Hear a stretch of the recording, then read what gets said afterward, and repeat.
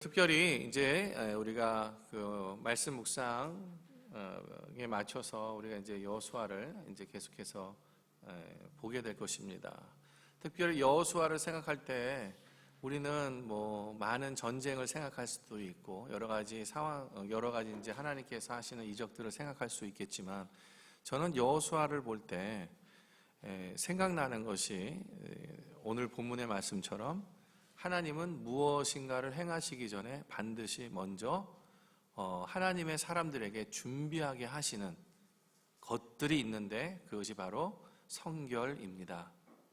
그래서 여호수아를 생각할 때 하나님의 전지전능하신 또 이스라엘 백성의 현재와 미래를 책임지시는 그런 하나님을 우리가 만나기도 하지만은 그것을 행하시기 위해서 먼저 성결하라라고 하시는 그 하나님의 음성이 들린다는 것입니다. 그래서 우리가 함께 이 말씀을 좀 돌아보기를 원합니다. 먼저 들어가는 말 함께 읽도록 하겠습니다. 읽습니다. 하나님은 우리의 문제를 해결할 수 있는 전능하신 분입니다. 우리의 문제를 해결하기 위한 하나님의 방법은 먼저 성결하는 것입니다. 그 후에 하나님의 말씀인 언약궤를 따르는 것입니다. 때로 우리는요, 경제적인 문제라든가 건강의 문제, 또 관계의 문제, 또 비자의 문제, 이런 거와 같은 그런 어두운 터널을 지날 때가 있죠. 그럴 때가 있는 것입니다. 그런데 그때 우리는 나름대로 열심히 기도도 하고, 그리고 성실하게 살아가는데, 주님의 자녀된 우리가 왜 이렇게 힘들게 살아야 하는가?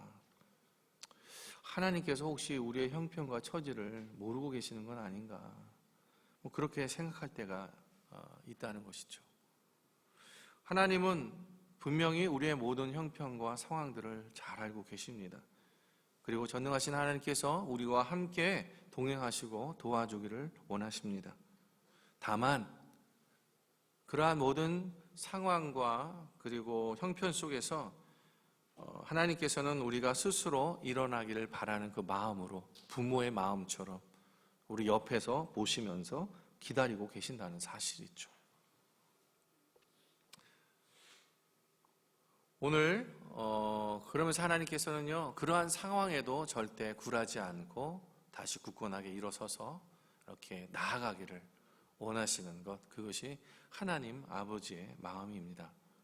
오늘 이스라엘 백성은요, 마침내 가나안 땅에 입성하기 위해서 진군을 하게 됩니다. 그런데 그들 앞에 막아선 것이 있었어요. 처음으로 무엇입니까? 요단강입니다. 그 당시에는 오늘처럼 다리가 있는 것도 아니고 한 200만 되는 사람들이 타고 갈 수 있는 배가 있는 것도 아니었어요.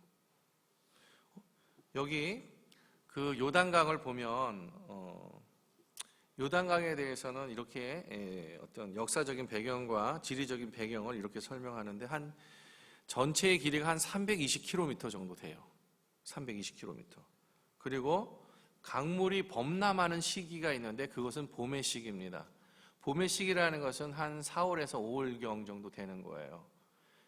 근데 우리가 잘 아는 것처럼 한국은 계절이 반대잖아요, 저희하고. 그런 것처럼 이 이스라엘도 지금 여기 퍼스에 있는 계절과 거의 비슷합니다.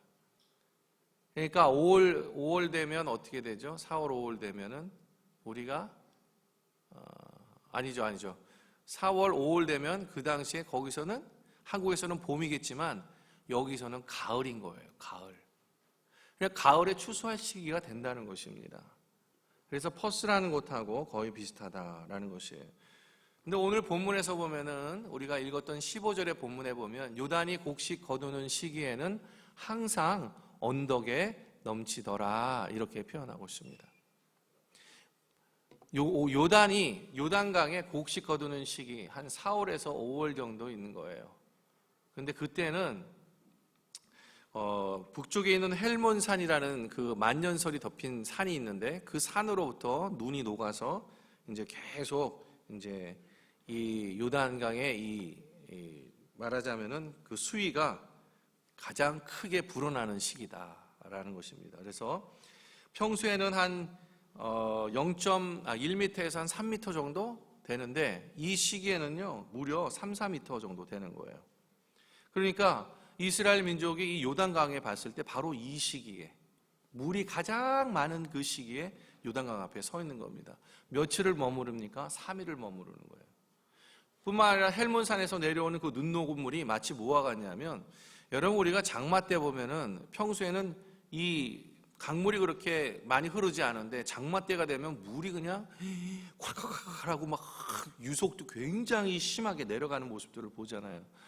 그럴 때 여러분 무섭잖아요. 누가 거길 건너가겠어요? 다 휩쓸려서 가는데 바로 그와 같다라는 것입니다.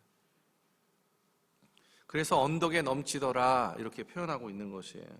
분명히 이 백성들은 건너가는 것을 엄두조차 내지 못했을 것입니다. 왜냐하면 건장한 아비 어미도 있었겠지만 200만이나 되는 가족들이 함께 있는 거예요. 어린아이들도 있고 아기도 있고 청소년들도 있고 감히 넘어가지 못한다는 그런 사실이죠. 상식적으로 말하면 건너가기에는 불가능하다. 이 상황이 바로 자신들이 머물 수밖에 없는, 요단강 앞에 머물 수밖에 없는 그 상황 속에 있는 거예요. 그리고 3일을 봤어요. 3일 동안 유숙하면서 그것을 계속 보고 있는 것입니다. 여러분 한번 그림을 찾아봤어요. 찾아보니까 이렇게 그림이 되더라고요. 요단강의 건기, 말라있는 경기는 아까 말했지만 강폭이 한 30m밖에 안 됩니다. 그리고 깊이는 1m밖에 안 돼요. 그래서 사실은 건너갈 수 있는 것입니다. 걸어서 평상시에 건기에는. 그런데 바로 이 이스라엘 민족이 도착했던 바로 그 시기는 3월에서 5월인 우기입니다. 그래서 강 폭이요 1.6km나 넓어진 거예요. 30m에서 거의 5배 이상이 넓어지고 이 깊이도 한 3배에서 4배 이상 깊어진 겁니다. 그런 상황 가운데서 그걸 지금 보고 있는 거예요. 강속도 평소에는 한 2km인데 16km나 됩니다. 얼마나 빠른지 몰라요. 그냥 불가능한 상황 가운데 있는 것이죠. 목표는 보이는데 그 앞에는 요단강이 가로막고 있는 것입니다. 하나님은 왜 이렇게 이스라엘 민족, 이스라엘 백성을 이렇게 인도하시는지 잘 모르겠어요. 애굽을 탈출할 때도 홍해가 가로막혀 있었고, 그렇죠? 홍해를 하나님의 기적 가운데 넘어갔는데 가나안 땅에 진입하기까지 광야라는 참 사람이 살기 힘든 그러한 곳을 통과하고 이쪽까지 왔어야 합니다. 가나안까지.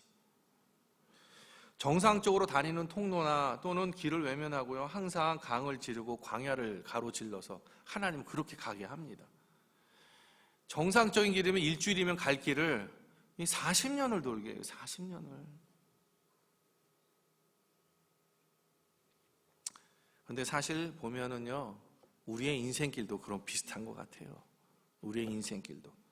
인생에도 고비들이 참 많습니다. 시험을 치러야 할 때도 있고, 또 사람의 관계에서의 고비도 시험도 넘어가야 될 때도 있고, 또는 물질의 고비를 넘어갈 때도 있고, 사업하시는 분들은 특별히 그 사업을 하거나 일을 할 때 간혹 막막함과 불안함이 있는 그러한 시기를 건너야 할 때가 있는 것입니다. 이러한 형편에 처할 때 우리들은 마치 홍해나 광야나 요단강 앞에 서 있는 것처럼 그렇게 느껴지죠. 도무지 길이나 수단은 보이지 않는 것입니다. 어떻게든 건너야 하는데 막막해요.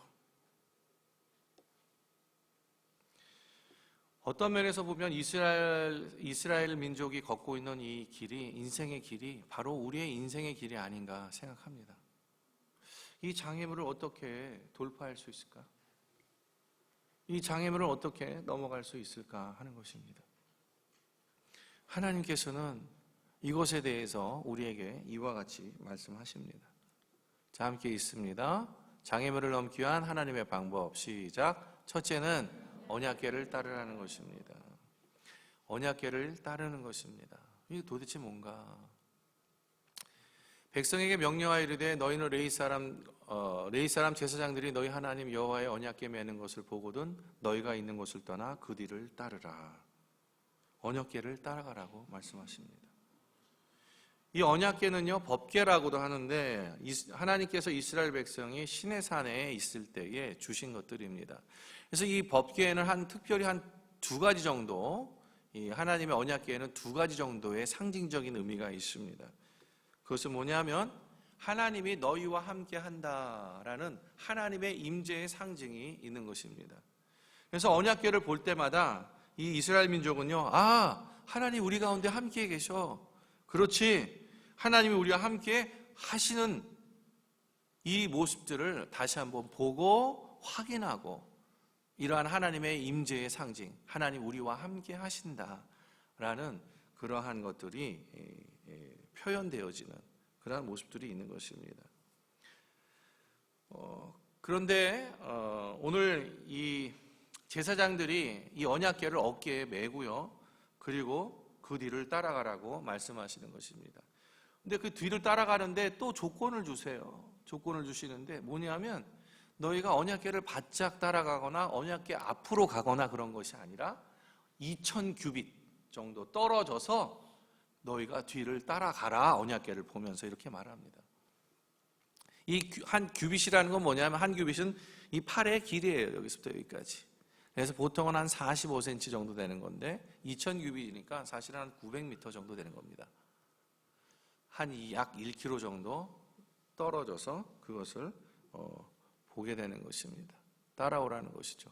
그러니까 그림을 찾아보니까 또 이렇게 되더라고요. 여러분 잘 보이세요? 네. 언약궤가 요단강 바로 앞에 있는데 거기에 이제 갓, 르우벤, 므낫세 반지파가 먼저 따라갑니다. 1km 정도의 간격을 두고, 그리고 뒤에는 200만 되는 이 이스라엘 민족이 함께 따라가고 있는 것입니다. 이러한 모습으로 지금 하나님께서는 우리 이스라엘 민족에게 그렇게 따라오라고 말합니다. 왜 이렇게 거리를 1km 정도 두라고 하셨을까요? 그것은 아까 말씀드린 것처럼 하나님께서 이 전쟁에 함께 하신다. 너희가 하나님의 약속의 땅으로 주신 이 가나안 땅을 너희가 정복하는 데 있어서 너희 혼자의 힘이 아닌 하나님이 함께 하시는 그것으로 너희가 이 가나안 땅에 입성할 것이라는 것을 그렇게 상징적으로 말씀하고 있는 것입니다. 그래서 하나님께서 임재하시는 그 하나님의 임재의 거룩함을 기억하도록 하는 그러한 이유입니다. 두 번째는요, 인도함을 잘 받기 위해서예요. 인도함을 잘 받기 위해서. 왜냐하면 언약궤가 하나님의 임재를 상징하고 하나님의 인도하심을 상징하고 하나님의 함께하심을 상징한다는 것이라면 200만이 이것을 함께 봐야 되는데 가까이 있으면 200 그거 볼 수 있겠습니까? 200만이 못 보죠. 한 1km쯤 더 떨어져야 하나님의 언약궤가 가는 모습을 보고 이렇게 잘 따라갈 수 있는 것이죠. 또 한편으로는 하나님께서 이스라엘을 인도하신다라는 것에 대한 약속입니다. 보증이에요. 그래서 하나님께서는 이스라엘의 민족이 이 하나님의 언약궤를 잘 보면서 따라갈 수 있도록 하기 위해서 한 2000규빗, 한 1km 정도 되는 거리를 떨어질 필요가 있다고 하는 것입니다. 또 한편으론 하나님보다 앞서지 말라는 거죠. 하나님보다 앞서지 말라고. 우리의 상식과 경험과 지식을 앞세워서 하나님보다 앞서지 말라는 것입니다. 가장 위험한 사람이 어떤 사람이냐? 내가 이런 걸 알고 있고 이런 걸 알고 있고 내가 이런 경험이 있고 저런 것들이 있고 내가 이런 것도 다 알아. 이런 사람은 가장 위험한 사람이에요. 제가 볼 땐 목회를 보니까 그런 분들이 가장 위험한 사람이에요. 왜? 그것 때문에 하나님이 하시는 일을 믿음으로 보지 못해요. 그래서 하나님은 사람마다 새로운 일을 행하시고 하나님의 새로운 계획 가운데 그것을 감당하도록 그렇게 보여주시면서 가시는데 그것을 믿음으로 못 봐요. 우리의 지식과 경험과 상식이 하나님의 일을 가립니다.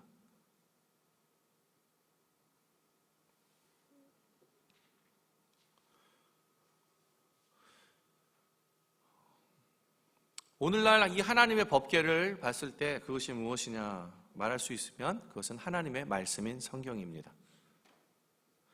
제사장이 법궤를 메었듯이 오늘날 우리도 우리의 법궤를 메어야 합니다. 그것은 바로 성경입니다. 우리가 성경을 메어야 하는 것이에요. 성경으로 세상을 보고 성경으로 나아갈 바를 결정해야 하는 것입니다. 성경이 물로 가라 하면 물로 가는 것이고 산으로 올라가라 하면 산으로 올라가는 것이에요. 왜 물에 들어가느냐, 왜 산으로 올라가느냐, 그렇게 물으실 필요가 없어요.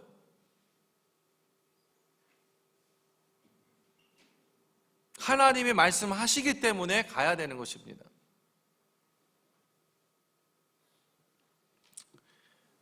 너무 맹목적이다라고 말씀하실 수 있어요. 근데 여러분, 누누이 말씀드리지만 하나님을 믿는 것은요, 맹목적일 수밖에 없습니다. 왜?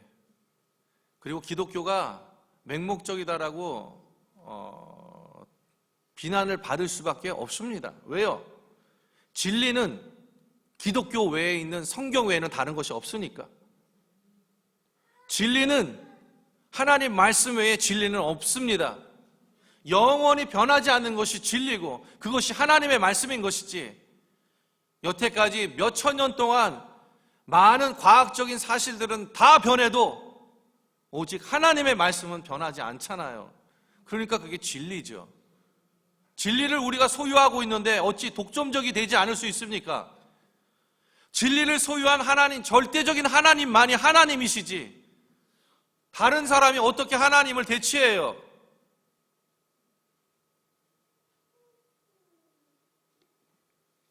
그래서 우리는 독선적일 수밖에 없어요. 기독교는.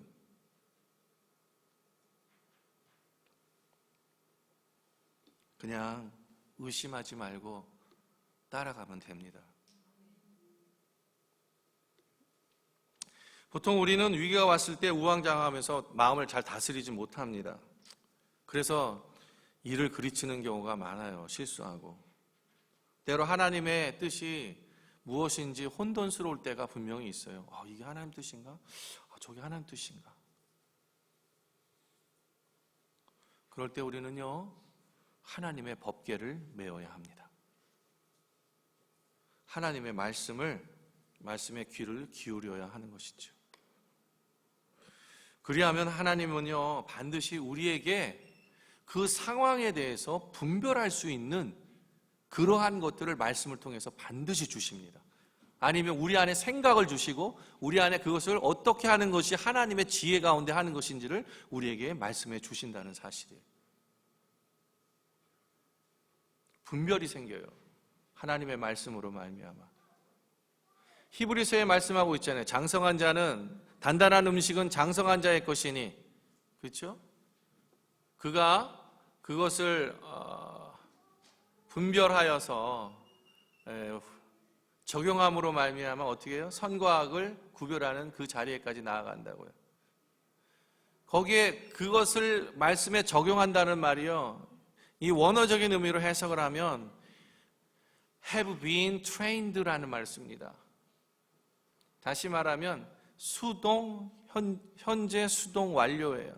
이 말이 좀 어렵지만 이게 어떠한 의미를 갖고 있냐면, 하나님의 말씀을 내가 내 삶 속에 적용하는 것은 한두 번 하는 것이 아니라 계속적으로 적용되어질 때, 계속적으로 훈련되어지는 모습을 말하고 있습니다. 그렇게 할 때 뭐가 생기냐면 센스가 생긴다고요. 센스가. 그것이 바로 디설먼트라는 분별력을 가지게 된다는 것이에요. 그래서 하나님의 말씀을 내가 내 삶 속에서 계속적으로 적용하며 갈 때에 우리 안에는 하나님에 대한 말씀의 능력, 그것을 센스라는 말로 표현했지만 분별력이 생겨서 하나님이 기뻐하신 뜻이 무엇인지, 온전한 뜻이 무엇인지 그것을 분별하는 선악을 이루는 그 자리까지 우리가 그 말씀을 통해서 나아갈 수 있다는 것을 히브리서를 통해서 말씀하고 있는 거예요.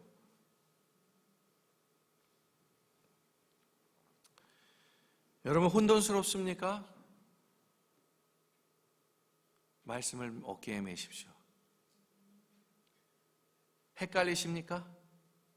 그때에 하나님 앞에 나아가서 말씀의 귀를 기울여야 하는 때입니다. 분명해질 것입니다. 분별력을 갖게 될 것입니다. 때로는 하나님이 말씀하시는 때를 기다려야 할 때도 있어요. 침묵하실 때가 있단 말입니다. 근데 이렇게 침묵하실 때 우리는요, 불안해해요. 왜? 아니 우리가 좀 빨리 이루어져야 된다고 생각하는데, 그리고 이거 내가 보기에는 이거 빨리 이루어져야 그 다음에 스텝을 가든지, 아니면 이게 빨리 돼야 내가 좀 더 안정되고 이 불안한 마음들이 없어질 것 같은데, 그렇게 생각을 하죠. 그래서 우리는요, 때를 기다리지 못하고요, 우리가 하고 싶은 그 마음의 방법대로 우리는 무언가를 선택하고 진행해 갑니다. 기다리지 못하죠. 왜요? 하나님의 뜻을 모르기 때문에 그렇습니다. 때로 하나님은요, 우리에게 하나님의 뜻을 모르게 하시는 게 아니고 하나님의 뜻이 감춰질 때가 있는 것입니다. 바로 기다릴 때예요. 하나님의 뜻이 드러날 때까지. 어떠한 상황 속에 있을 때 그것이 하나님의 뜻이 숨겨져 있는 경우들이 많습니다. 특별히 그럴 때는 언제냐? 우리가 반드시 기다려야만 하는 때 하나님은 반드시 하나님의 뜻을 숨겨두시죠. 그런데요, 참 재미있는 것은 뭐냐면 바로 그때 우리의 믿음이 드러나죠. 우리의 믿음이 바로 그때 드러납니다. 또 그때 우리는 우리의 믿음의 바닥을 보기도 합니다. 그래서 사실은 은혜예요. 은혜입니다. 여러분, 사도 바울이 오라 나는 곤고한 자로다. 누가 이 사망의 음침한 이것으로부터 나를 건져낼 수 있겠느냐. 자기 자신을 보면서 하나님 앞에 탄식하며 나아갑니다. 어려웠죠. 자기 자신을 봤을 때에는 그곳에 무슨 소망이 있겠어요. 자신 안에는 계속해서 겉사람과 속사람이 계속 싸우고 있는 거죠. 이 겉사람과 속사람의 전쟁이, 겉사람은 육신이 좋아하는 그 방법대로 육신의 욕망을 따라서, 육신의 욕심을 따라서 자신의 삶을 살아가려고 그렇게 발버둥치는 거고, 이 속사람은 하나님의 뜻인 말씀을 따라서 정말 그것을 순종하면서 하나님의 깊으신 뜻을 이루어지기 위해서 살아가려고 그렇게 발버둥치는 이 두 전쟁이 이 사도 바울 안에도 있었다는 사실입니다. 그렇게 위대하고 훌륭했던 사도가. 그런데 더욱 놀라운 것은 뭐냐면, 이렇게 로마서를 고백하고 있는 이 시기가 이 사도 바울이 처음으로 예수 그리스도를 만난 그 직후 이후로 20년 이상 넘은 그 상황 가운데에서 이러한 고백을 하고 있다는 사실이에요. 그래서 저는 조금 위로가 돼요. 이것이 위로가 됩니다. 사도 바울도 여전히 이러한 고민을 하였구나. 나만 갖고 있는 것들이 아니구나. 그런 생각이 드는 거죠. 근데 사도 바울은 그 자리에 머물러 있지 않았습니다. 앞으로 나아가죠. 그래서 말씀합니다. 감사하리로다. 우리에게 구원을 주신 예수 그리스도께 감사하리로다. 자신을 보는 그 자리에서 예수 그리스도를 바라보는 그 자리로 나아가는 것인데, 그것이 은혜다라고 말합니다. 은혜란, 이 원문에는 하나의 단어만 딱 썼습니다. 굉장히 길게 번역을 했지만 딱 한 단어예요. 은혜야, 은혜로, 이런 단어예요.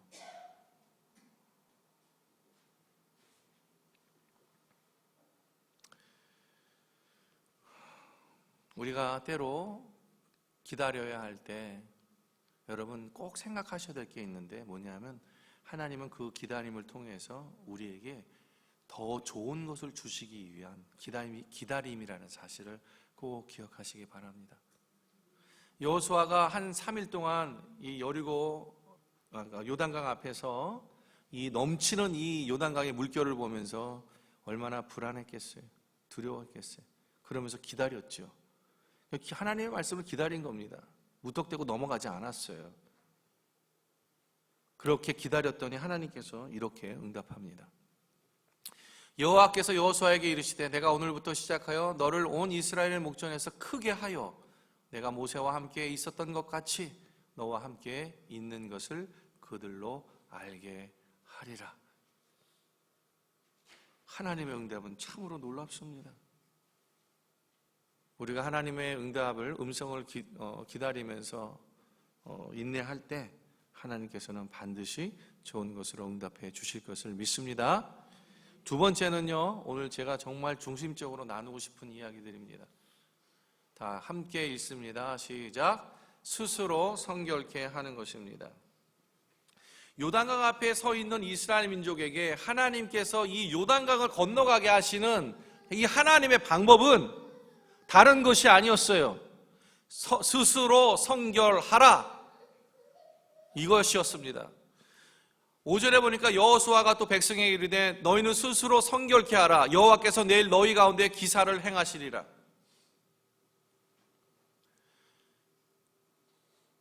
여러분, 하나님께서 기사를 행하시기 전에 먼저 요구하신 것이 무엇이냐? 성결케 하는 것입니다. 그 성결케 하는 그 모습을 보면서 하나님이 기이한 일을 행하시는, 기적을 행하시는 것입니다. 이걸 제일 먼저 요구하셨어요. 근데 여러분, 좀 이상하지 않습니까? 이 명령이? 전 좀 이상해요, 제가 생각하기에. 왜냐하면 지금 이 상황에서 배를 만들어라 이렇게 하시든지, 아니면 다리를 세우라 이렇게 하시든지, 그래서 건너가라, 아니면 좀 불가능하겠지만은 혹시 얕은 곳이 있는지 한번 다 돌아봐라, 이렇게 하는 것이 우리가 생각하기엔 이성적으로 정상적인 것 같은데 하나님은 그렇게 하시지 않는다는 거예요. 지극히 비이성적이세요. 여러분, 하나님께서 기적을 일으키실 때 그 기적을 설명하십니까? 이 기적은 이렇게 됐고 이런 원리와 이런 현상과 이런 것들을 통해서 다 이렇게 일어나. 그래서 이 기적은 이렇게 되기 때문에 자연현상을 내가 이렇게 끌어들여와 갖고 이렇게 만들 거야. 성경 찾아보세요. 한 번도 그렇게 하신 적이 있냐고. 그래서 하나님의 기적은요, 설명할 수가 없어요.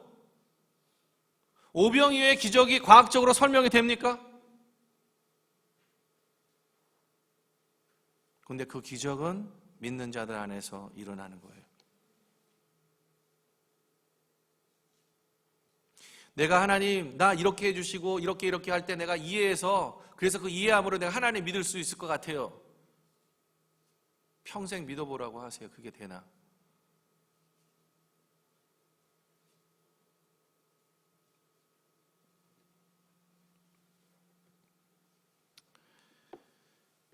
하나님께서 기적을 행하겠다고 말씀하셨습니다. 그런데 거기에 조건이 있어요.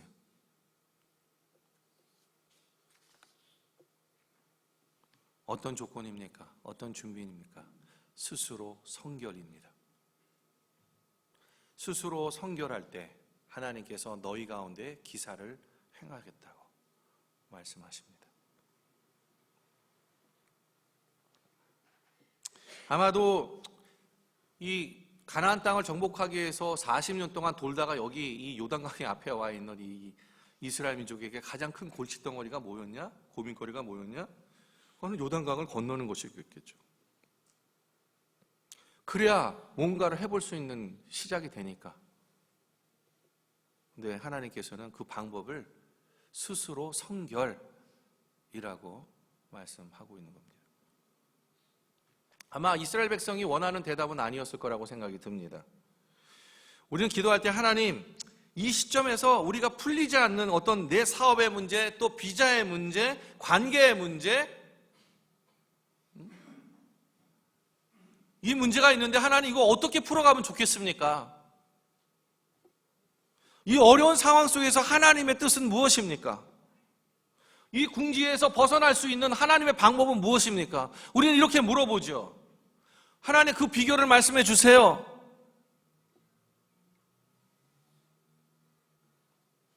하나님, 내가 가정 가운데 너무나 어려운 점들이 있습니다. 어려운 문제 때문에 내가 너무 힘들고 어려운데 이것을 풀어갈 수 있는 실마리가 내가 찾지를 못하겠어요. 하나님, 이 문제를 어떻게 좀 시원하게 해결할 수 있는 그 대답이 무엇입니까? 주님,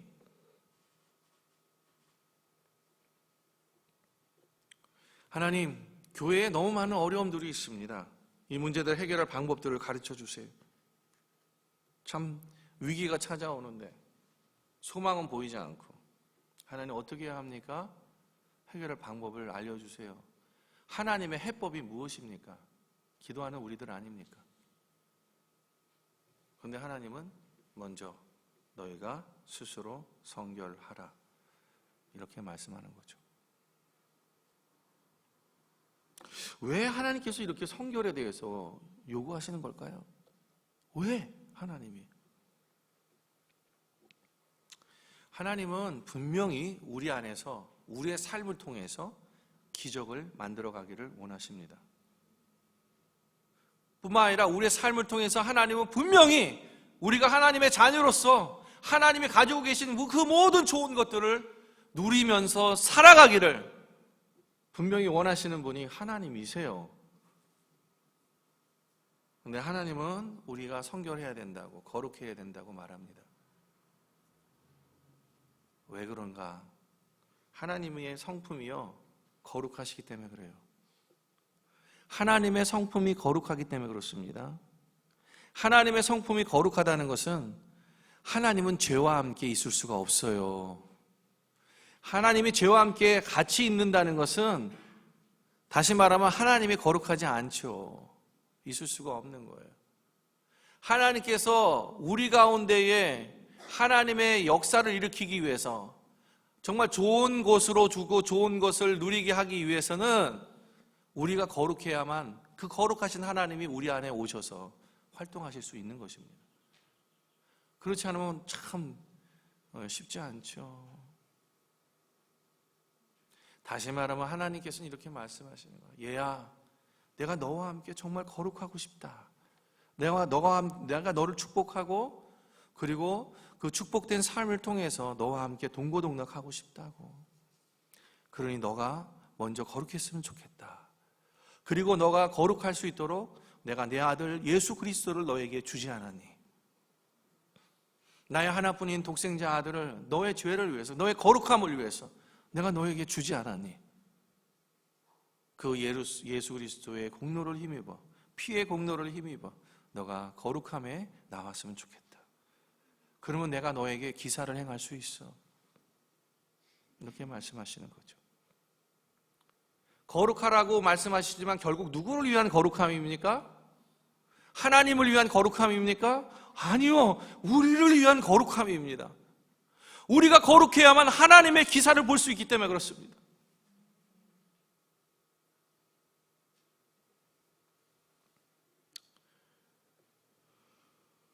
하나님께서는 인생의 수많은 문제에 부딪혀 묘안을 찾고 해결 방법을 찾고 있는 사람에게 주님께서는 그 무엇보다 더 근본적인 문제를 가지고 도전해 오시는 것입니다.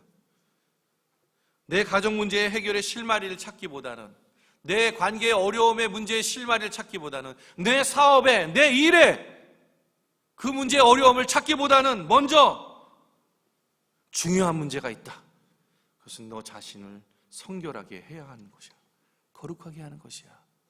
말씀하는 거죠. 아무리 좋은 것이라 할지라도 그릇이 준비되지 않으면요, 좋은 것을 채울 수가 없는 것입니다.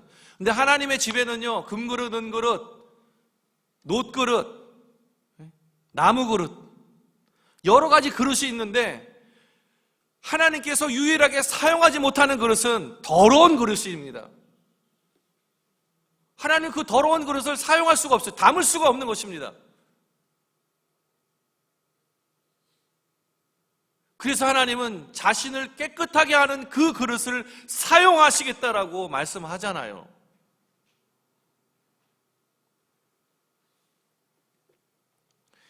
무엇보다 하나님의 축복을 담을 깨끗한 그릇이 필요한 것입니다. 그릇의 종류는 중요하지 않아요. 여러분, 이스라엘 백성이 이러한 성결을 준행하게 되니까, 성결을 실행하게 되니까 어떠한 일이 일어났습니까? 언약궤를 맨 제사장들의 발길이 그 강에 탁 닿자마자 뭐가 돼요? 야, 저 멀리서부터 물이 멈추고 마릅니다. 그리고 이스라엘 백성은요, 그 마른 땅을 걸어가요. 이 역사가 일어나는 겁니다.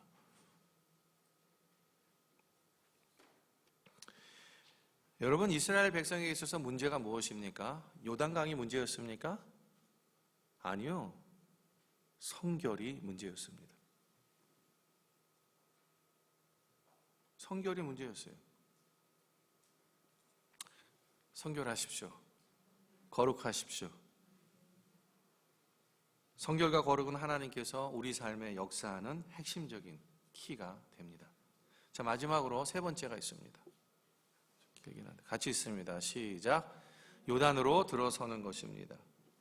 말씀을 보니까요, 요단이 곡식 거두는 시기에는 항상 언덕에 넘치더라. 궤를 맨 자들이 요단에 이르며 궤를 맨 제사장들의 발이 물가에 잠기자 곧 위에서부터 흘러내리던 물이 그쳐서 사르단에 가까운 매우 멀리 있는 아담 성읍 변두리에 일어나 한 곳에 쌓이고 아라바의 바다 여매로 향하여 흘러가는 물은 완전히 끊어지매 백성이 여리고 앞으로 바로 건널세 여호와의 언약궤를 맨 제사장들은 요단 가운데 마른 땅에 굳게 섰고 그 모든 백성이 요단을 건너기를 마칠 때까지 모든 이스라엘은 그 마른 땅으로 건너갔더라.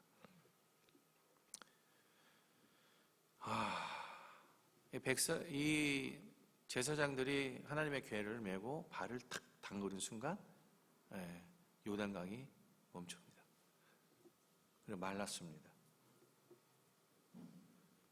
백성과 제사장과 여호수아는 하나님이 명령하신 그대로 행합니다. 한 발 한 발 요단강을 건너가서 마른 땅을 건너가면서 그들은 하나님 안에 기쁨이 충만했겠죠. 그런데 이 믿음의 발걸음이 어떤 발걸음입니까? 순종의 발걸음이었습니다. 요단강에 들어서라고 하는 것은 순종하라 이 말입니다. 그런데 여러분 한번 생각을 해보세요. 발을 담그기 전에 이 굽이쳐 흐르는 이 물살이 정말 너무나도 셌던 그러한 물에 흘러가는 모습을 이 3일 동안 그 앞에서 봤던 사람들이죠. 제사장이 그 앞에 섰을 때 그들의 마음은 어땠을까요? 한번 보세요. 자, 이와 같습니다. 아까도 말한 것처럼 그 발 앞에 섰을 때 저 요단강은 굉장히 사나운 그러한 요단강이었을 것입니다. 도저히 건너기 힘든 난공불락에. 그래서 그들이 발을 들여서 나아간다는 것은 어떤 면에서는 말도 안 되는 이야기고 다른 한편으로 말하면 진짜 이 그러니까 계란으로 바위를 치는 불가능한 일이었어요. 제가 보기에는 이거 자살행위입니다. 자살행위. 그 자살행위를 보고 있는 거예요.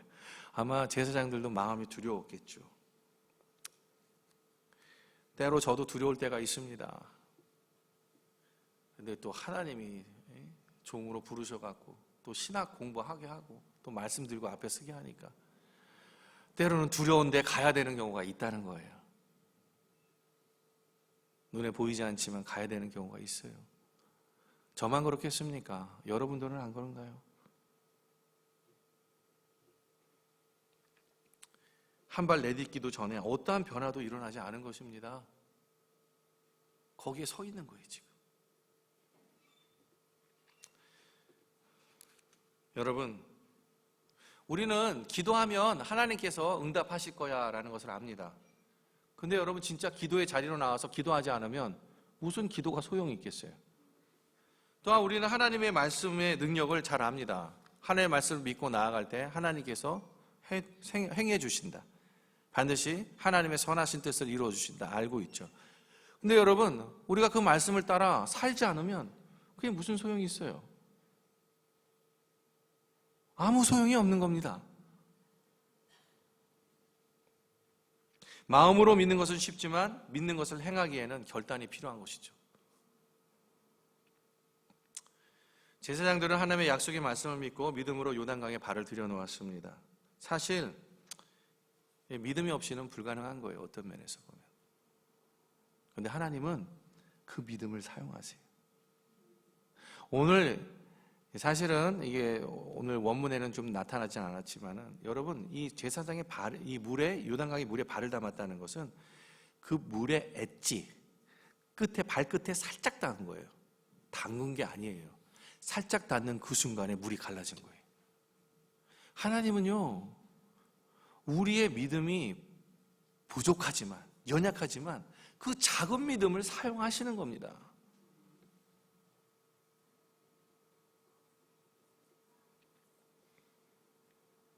그렇게 넘실거리고 흘러넘치고 사납고 무서웠던 그 강물이 순식간에 말라버려요. 여러분, 이게 얼마나 큰 그러한 이 마름이었냐면, 오늘 이 본문에서 보면 여러분, 이 아담 성읍이라는 말이 나오고요, 사르단이라는 말이 나오는데, 이 요단강에 서 있던 그 자리로부터 북쪽으로 한 20km에서 25km 되는 거예요. 거기서부터 마른 거예요. 그러니까 얼마나 넓게 하나님이 마르게 하신 거예요. 20km, 25km. 거기서부터 마르게 하신 거예요. 순식간에. 질퍽질퍽한 길을 가르지 않았어요. 마른 그 길을 걸어갔죠. 어땠을까요? 그 길을 걸어가는 이 사람들의 이 마음이 아마 그렇겠죠. 야, 그렇구나. 과연 하나님의 말씀대로 살아계신 하나님께서 요단을 가르시는구나. 그렇지, 우리 할아버지 할머니, 우리 아버지 엄마가 말했던 그 하나님이 홍해를 가르셨다고 하는 그 전해지는 이야기가 정말이었구나. 그래, 하나님은 지금 요단을 가르셔. 그건 진짜 사실이었던 거야.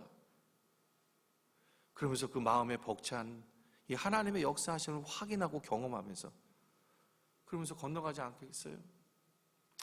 사랑하는 성도 여러분, 이렇듯이 이 하나님의 행하시는 일들을 우리 세대에서도 여러분이 스스로 그것들을 경험하셔야 하는 것입니다. 그냥 이야기와 전설이 아니에요. 전해지는 이야기가 아닙니다. 실제적으로 일어났던 그 일들을 우리가 경험해야 하는 것입니다. 자, 이렇게 건너갔어요. 언약궤가 그 가운데 받치고 그리고 쭉 건너갑니다. 200만 명이. 여러분, 우리 앞에 놓여진 많은 문제들이 있어요. 아픔도 있고. 그러나 요단강 강물처럼 더 멀리, 그리고 더 금방 빠져나가서 마른 땅이 되게 하시는 그 하나님께서 그러한 모든 문제에서 도와주시고 또 해결해 주시기를 주님의 이름으로 축복합니다. 오늘 한 가지만 딱 말씀드리고 싶은 것들이 하나 더 있는데 좀 시간이 지났지만 말씀 나누겠습니다. 여러분, 2절에 보면 사흘 후에 관리들이 진중으로 두루다니며 3절에 백성에게 명령하여 이르되 그냥 들으세요. 너희는 레위 사람 제사장들이 너희 하나님 여호와의 언약궤 매는 것을 보거든. 이렇게 말합니다. 그리고 5절에 여호수아가 또 백성에게 이르되 너희는 자신을 성결하게 하라. 또 6절에 여호수아가 또 제사장들에게 말하여 이르되 언약궤를 메고 백성 앞에서 건너라.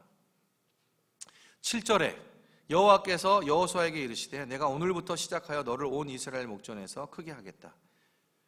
그리고 9절에 다시 여호수아가 이스라엘 자손에게 이르되 이와 와서 너희의 하나님 여호와의 말씀을 들으라. 계속해서 어떤 상황에 따라 하나님은요 여호수아에게 말씀을 주십니다. 하나님께서 그냥 우리의 삶을 인도하실 때 그냥 한꺼번에 모든 것들을 그냥 탁 말씀해 주시면 좋겠는데 하나님은 그렇게 하시지 않는다는 사실이에요.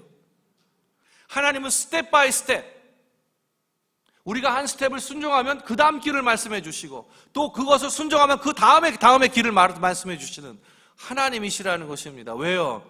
우리가 그 순종함을 통해서 우리의 신앙이 자라고 우리의 신앙이 성장하고 성숙해지기를 원하시기 때문에요.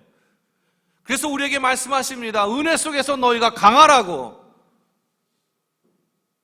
우리의 삶 속에 하나님의 은혜가 충만하고 늘 하나님이 함께 동행하시지만, 그러나 그 신앙 속에 우리가 함께 가는 것은 우리가 스텝 바이 스텝 하나님 앞에 머물며 또 하나님과 함께 그 말씀 가운데 기도 가운데 함께 할 때 하나님은 스텝 바이 스텝 우리에게 그 다음의 과정들을 하나하나 알려주시는 것입니다. 이게 하나님의 방법이에요.